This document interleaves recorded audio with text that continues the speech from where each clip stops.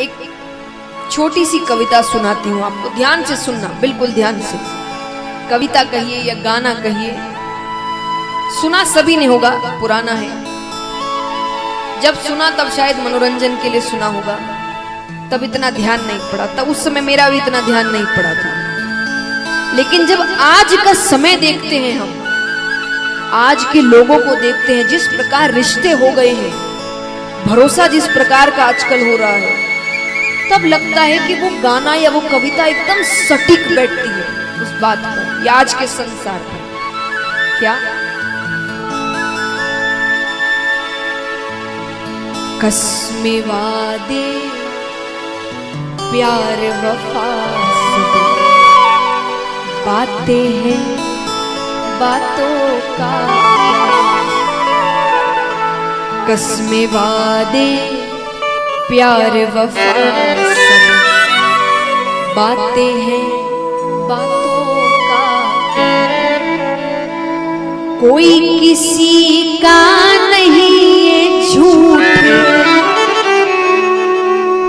कोई किसी का नहीं ये झूठ, नाते हैं नातों का क्या, कसमें वादे प्यार बातें हैं बातों का। भगवान बार बार दुखों को भेजकर, ये दुख संकट क्या होते हैं आपके जीवन में, आपको सीख देने के लिए होते हैं, सही रास्ता दिखाने को होते हैं।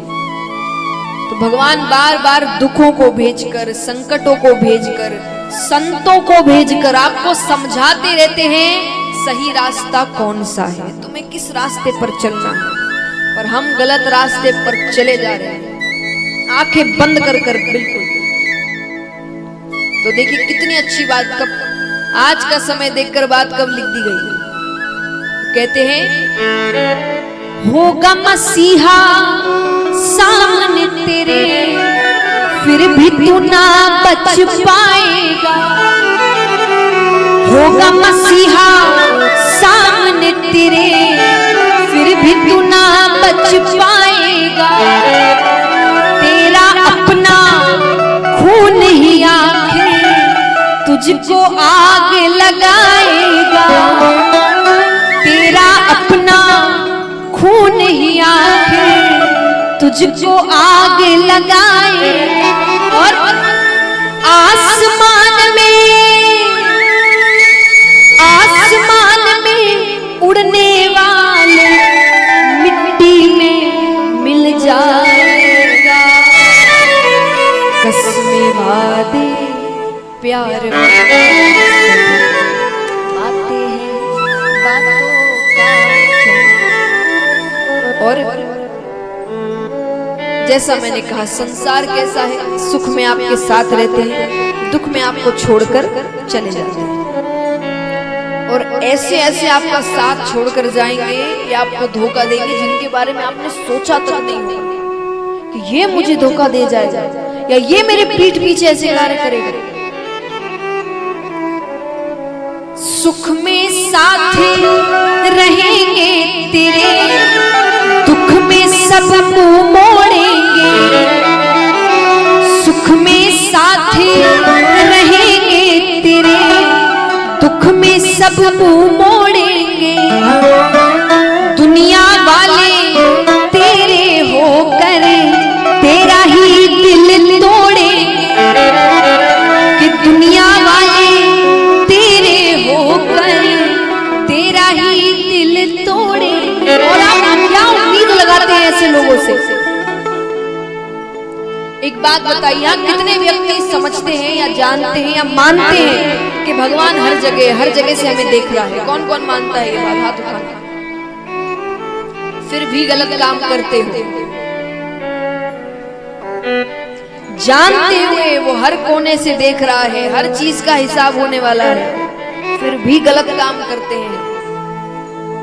तो कि लोग कैसे हो गए आजकल, ये जानते हुए कि भगवान हर जगह है, तो देते हैं भगवान को धोखा, कि देते हैं भगवान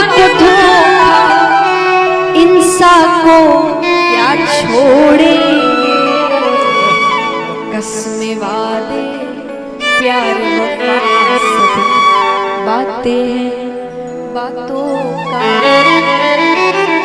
कोई किसी का नहीं ये नाते हैं नातों का प्यार, कसमें वादे प्यार बातें हैं बातों का। ये सब कहने का अर्थ ये नहीं कि रिश्ते तोड़कर बैठ जाओ, नहीं। जब गृहस्थ में रह रहे हैं सब निभाने पड़ते हैं, पर बार बार बात एक ही है, इनका सच जान के रहो। भगवान कहते संसार में रहना गलत नहीं है, पर इसको सच मान के रहना गलत है। सबको पता है एक ना एक दिन मृत्यु आनी है, हर किसी की आनी है, लेकिन जब आती है तब कैसे अवाक रह जाते हैं, ये कैसे हो गया? हो गया मतलब क्या? पता नहीं था होने वाला है। भगवान कहेंगे मैंने हर बार बताया, मैंने तो कोई लिमिट दी नहीं है कि भाई 60-70 लेकर ही चलना, इतने तक ही मृत्यु आएगी। मैंने तो कहा है दूसरे पल क्या होगा तुम्हें नहीं पता, किसी पल कुछ भी हो सकता है तुम्हारे साथ। लेकिन हम कैसे चौंक जाते, ऐसे कैसे हो गया, ये कैसे हो गया? सब तो पता था होने वाला है। तो जब हम सच भूल जाते हैं ना, तब ऐसा होता है। जब सच पता होता है, अब रिश्तों में बिल्कुल तरीके से मोह में पड़ गए हो, भरोसा कर लिया, फिर वो धोखा देगा तो रोने बैठ जाएंगे, जिंदगी खराब हो गई, बिखर गए, टूट गए, कुछ नहीं कर पा रहे। क्यों? पहले ही समझ लेते कि हर व्यक्ति एक ना एक दिन धोखा देगा।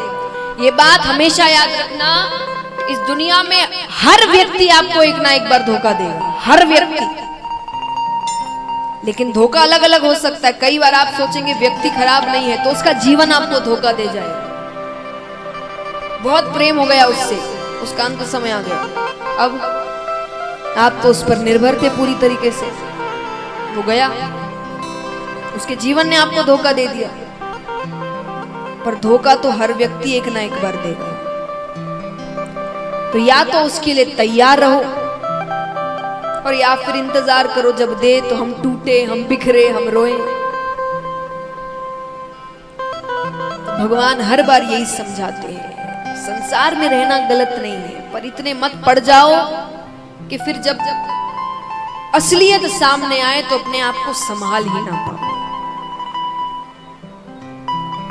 ये याद रखो, सहारा तो एक ही देगा, वो भगवान है, उसके अलावा और कोई सहारा नहीं देने वाला।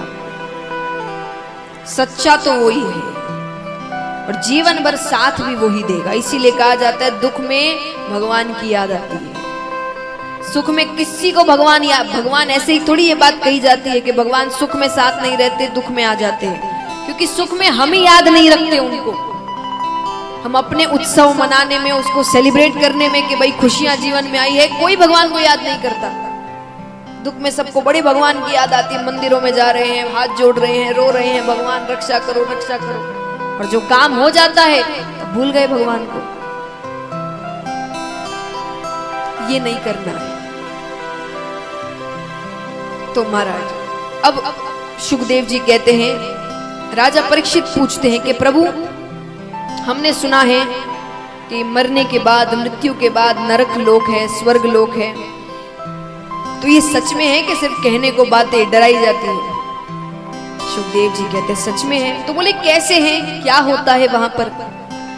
बोले स्वर्ग लोक में तो देखिए आपकी इच्छाएं पूरी होती है, जितने समय का आपने पुण्य किया होगा, क्योंकि पुण्य नंबर के हिसाब से नहीं होता, इतने पुण्य किए, कितने समय का पुण्य किया, कि इतने वर्षों तक किया या इतने घंटों तक किया, इतने महीने का पुण्य किया और इतने समय का पाप किया, उस हिसाब से आपको जगहों पर रखा जाता है।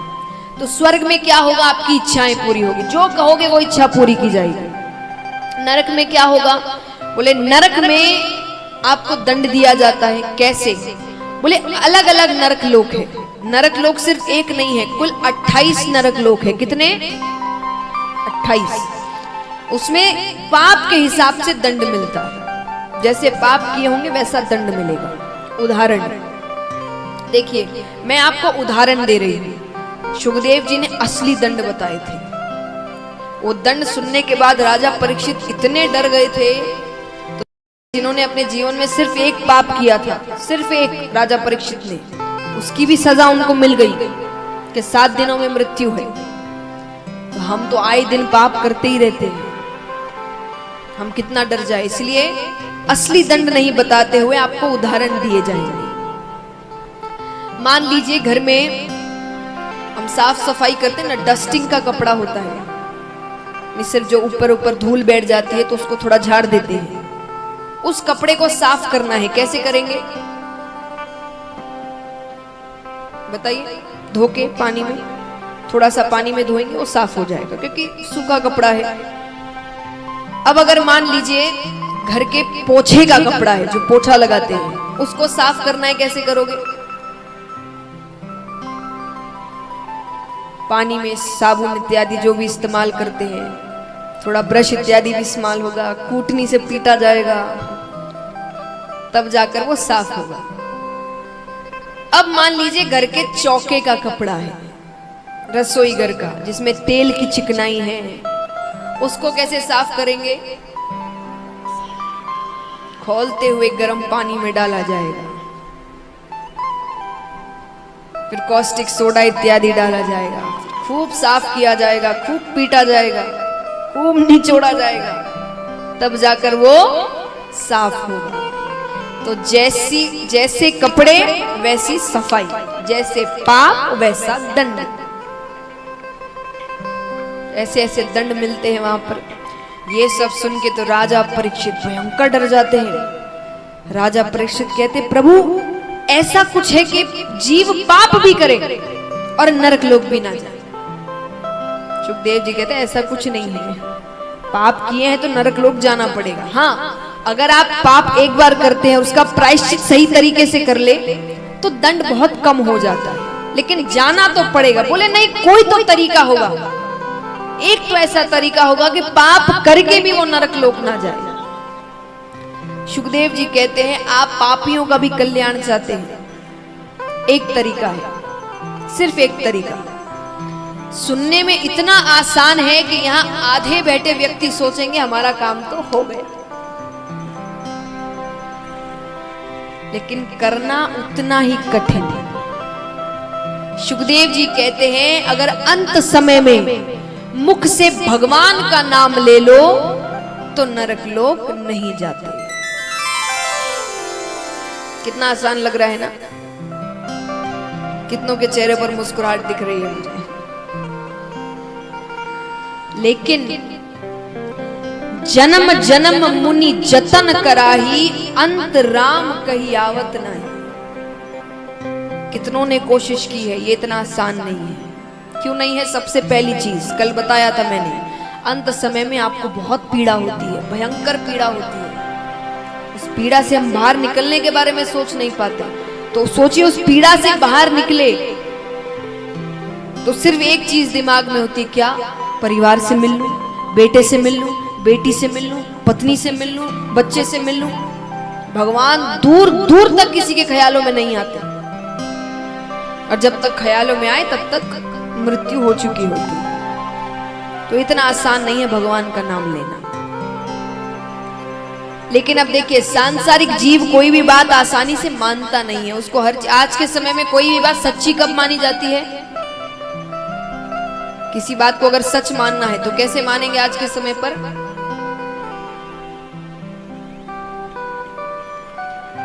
केस वेस होता है ना, तो कोई बात सच्ची है कैसे मानते? सबूत चाहिए, उसके बिना सच सच नहीं माना जाता। हर चीज का सबूत चाहिए। तो राजा परीक्षित है भी सांसारिक ही है वो भी, तो उन्होंने कहा कि आपके कह तो रहे हैं आप, पर मान कैसे लूं? तो किसी के साथ हुआ है क्या ऐसा? ये सबूत हो गया कि हाँ भाई, एक व्यक्ति के साथ हो चुका है ऐसा।